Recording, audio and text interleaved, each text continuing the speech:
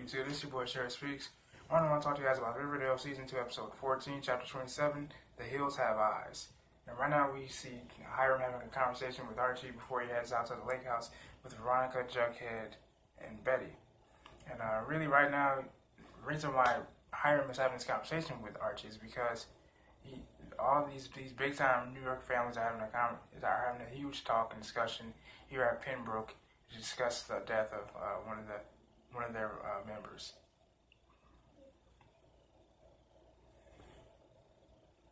And so really right now we just see Jughead talking with FP, talking about how no one should be moving out of the trailer park. You know, they should do something about these evictions, which I think we're actually going to come to a close very, very soon. You know, if he just remains patient somehow.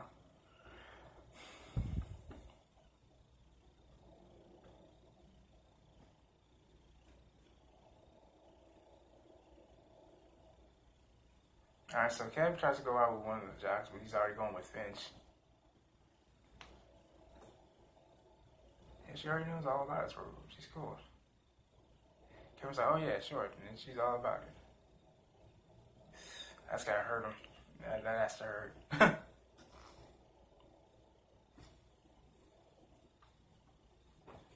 So Veronica's telling, Betty and Jughead about the lake house, how it's breathtaking views, the mountains, everything.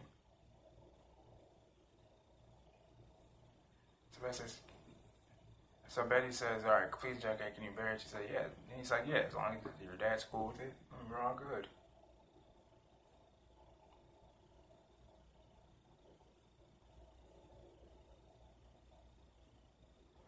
But then Veronica says, listen, remember the purpose of this getaway is just to relax and just lounge, so no drama. And so Cheryl walks in and she's like, well, this is like couples only romantic weekend. Cheryl's like, oh, I see, of course. Now, mind you, in the very beginning of the episode, Cheryl and Penelope had a bit of a dagger fight, in which Cheryl smartly said, "Oh, mother, you're still at it. So giving your body for money." And Penelope's like, "First of all, Cheryl, you ruined the only chance I had at having a great life, because that's what you do, Cheryl. You're a spoiled, bratty, anorexic." And she left it at that. And pretty much before that, Cheryl just said, "Oh wow." She said, "What? I ruined your chances with what? Al Cooper? That's what you want to call love." And then that's when Penelope said, "Well, how would you know about it, Cheryl? You don't know any love because all you do is ruin it." And that's when she mentioned. That's when she delivered the decisive blow of, "You're nothing but a spoiled." She's nothing but a spoiled, entitled, anorexic brat. And I'm like, oh wow, that's heartfelt. But then now we also just saw the first introduction between Jughead and Chick. And turns out Chick just threatened Jughead by saying, listen, if you tell Betty about what I'm doing in terms of selling drugs, I'll make your life very difficult for Betty and Alice. And Jughead's like, wait, what? And then just upon that, that's when Betty comes down and tells Jughead to go. Because they're going to the lake house. And right now they're at the lake house.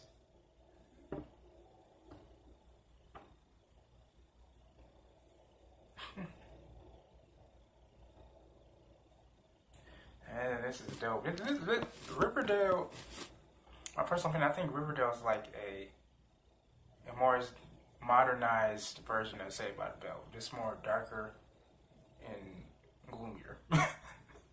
And I can tell probably Archie's probably one thinking about, oh, that's messed up. He has to carry all the damn bags. But I can probably tell that Archie's probably thinking about that big meeting between all the heads of the New York families. So, who knows what's in that guy's head. That's what they call Lodge. That's what they call the lake house, Lodge. Boy, that's so cheesy, but so hilarious at the same time.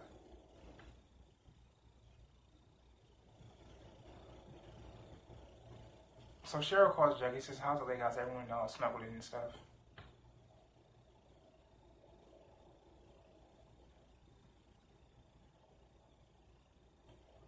Wow.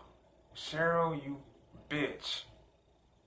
She literally just called Jughead and said, I just want you to know that Archie kissed Betty in front of the lake house, in front of my house, like during Christmas.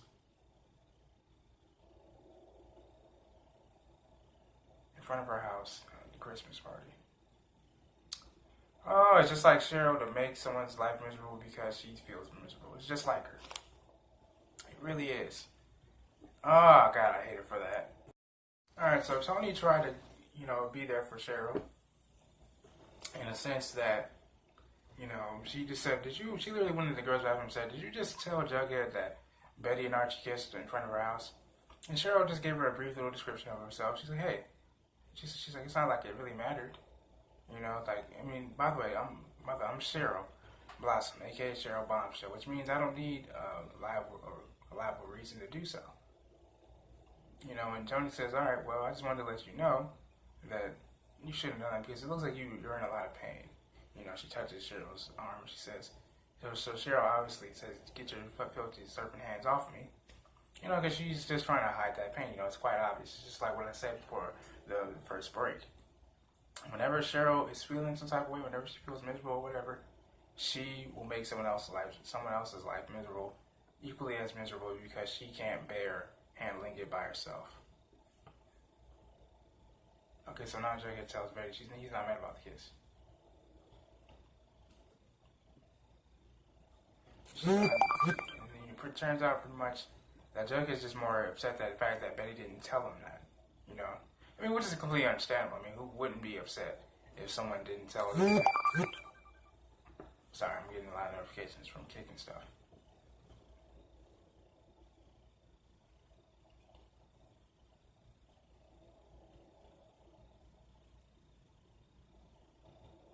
He said, look, I'm not saying about a Black Hood prompted kiss. We've been through too much, he's not intimidated by that. So that's what I love about Jughead, man. He's one of those really chill guys that can really handle a lot of stuff that gets thrown at him, man. Very open-minded, kind of intelligent brother right there. Respect, bro.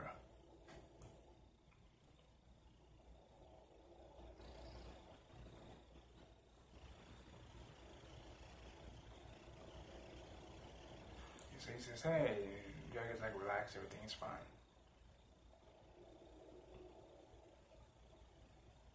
So Veronica's like, hey, you guys haven't tried my new jalapeno margaritas, I don't think. I think she said jalapeno, one of the two. Well, they look pretty good, not gonna lie. Even though they're teenagers. So Jughead's like, hey, so Veronica, have your parents been up here a lot recently? And she said, not as much as they'd like.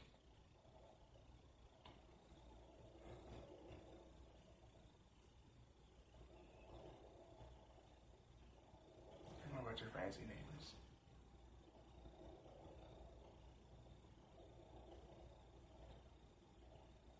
I'm just making out of conversation. It's a hodgepodge, really. Some are in business, some are in real estate, some are in all kinds of dabblings.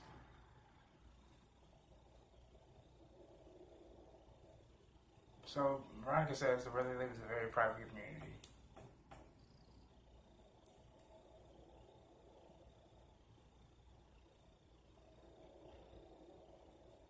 So Veronica whispers something to Archie. Says, I knew things would go toxic in Buckhead in terms of, Betty and Jughead's relationship. And it does. Sometimes toxic stuff does happen between the two of them. That's what drives the show, really.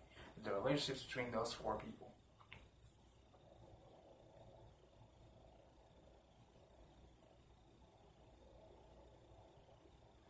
And things are getting steamy, literally.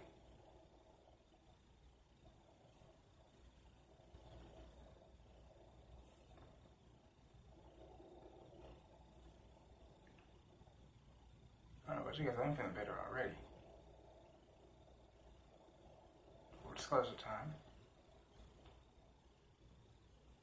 Archie told me about the case. I sort of processed it. And made no short ill wills towards my bestie. From my boyfriend and my bestie. These last few weeks. Kinda, yeah, but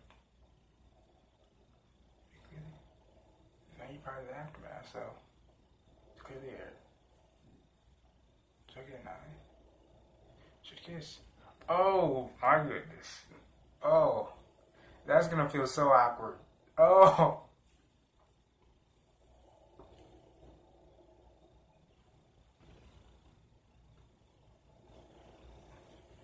So Veronica and Jughead kissing should even the score.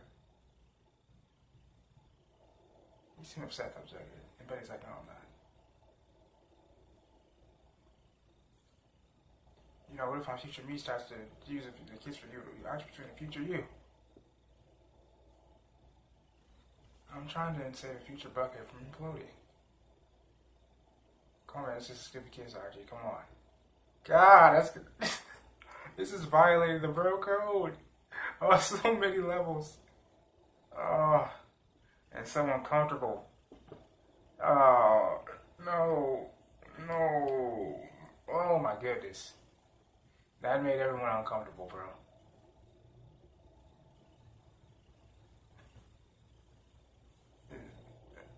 See, yeah, that's just, yeah. See, that's just really, wow. Before the show comes back from commercial break, I just want to say that seeing that kiss made me uncomfortable, and I'm not even a part of the damn show. Oh, man. That's gotta feel awkward to see your best friend and the love of your life do that right in front of you.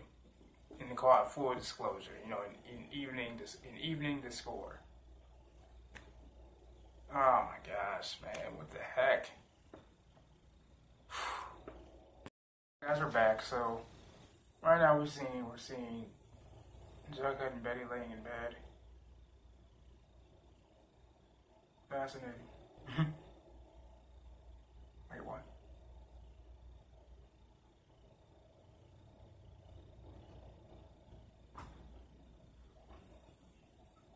Oh. So Betty said, does it make you feel better kissing Veronica? It felt good doing it in front of you and Archie's face. Alright.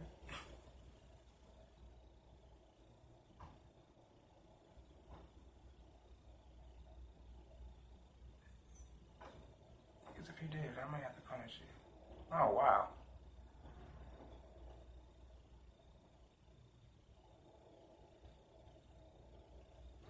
I didn't pack this in case you needed a distraction. Oh, wow. Consider me distracted.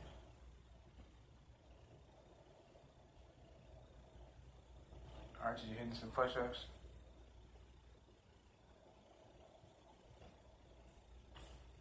You know, not that I don't love a good fool show. But it sounds like this is a response to Jughead threatening your masculinity. So you know, stretches one of the other ones. Actually, kind of tired, Ronnie. You're kidding, right? Oh, yeah, Jug is turning that up. Oh.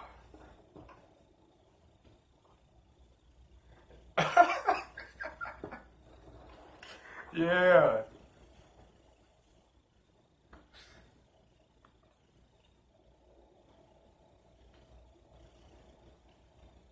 So Ryan's outside of just from catching the view.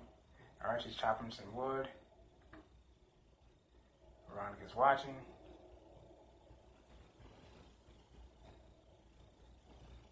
So Archie looks at his phone, looks like he got a message from someone. So he walks off to meet someone at a rendezvous. Veronica, of course, is going to follow to see what's up.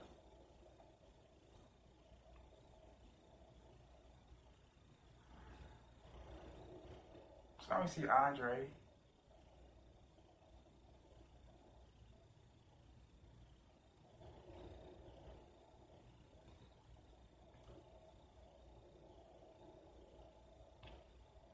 So Andre, here's what's going to, here go my dad.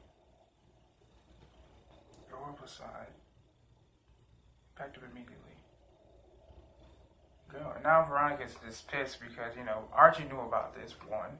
And then two, you know, Andre blew his cover completely.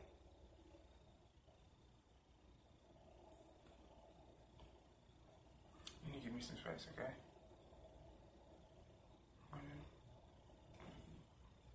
He's here to entertain Jughead, since it's going to be just me and Betty going into town. Ah, great. Damn it, Archie. So now Josie and the mayor are about to talk right now. And they're probably discussing the new system, this criticism is coming along. Yeah, you two enjoy the working together, so... Oh, I'm sorry, wait a second. That's the new sheriff, I'm sorry. Sheriff Keller. Oh, God, I forgot she's having an affair with him. We talked about it. Tom and I care about each other, I know. It's just weird. Yeah. See him here. See you like that. Especially when Dad doesn't know. See, he does know. I told him. We were going to wait until after you graduated. But are you getting a divorce? Yeah. Sure, Keller. He getting a divorce. He hasn't talked to his wife. She's still overseas, and he hasn't talked to Kevin either, but Josie. It won't be respect. Ah, that's just terrible. Just terrible.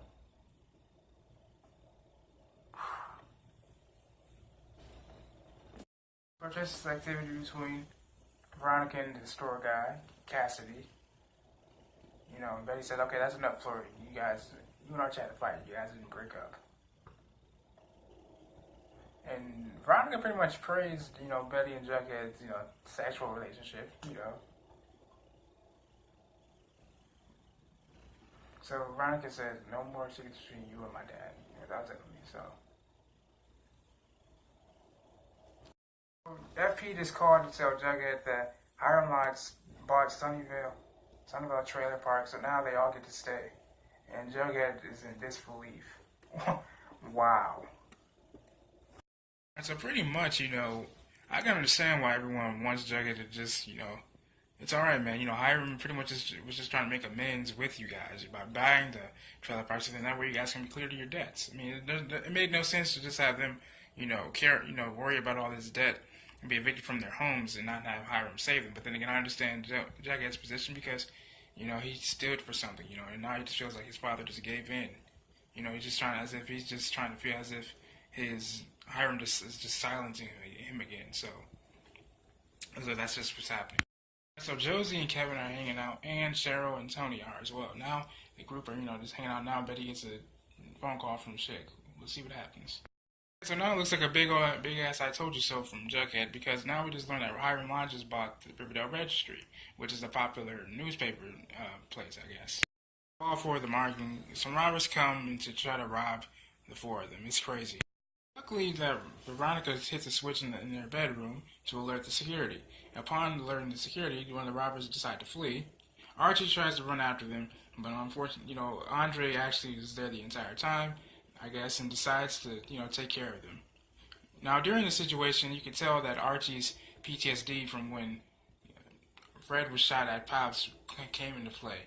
And thank goodness, this is crazy. So Hiram had to sit down with Archie. Archie progressed that he hesitated when he had the man that shot his father. But then also, the four of them made up, and that was actually pretty great. The episode ended. Jughead did say, listen, I got a weird vibe from Chick, so be careful.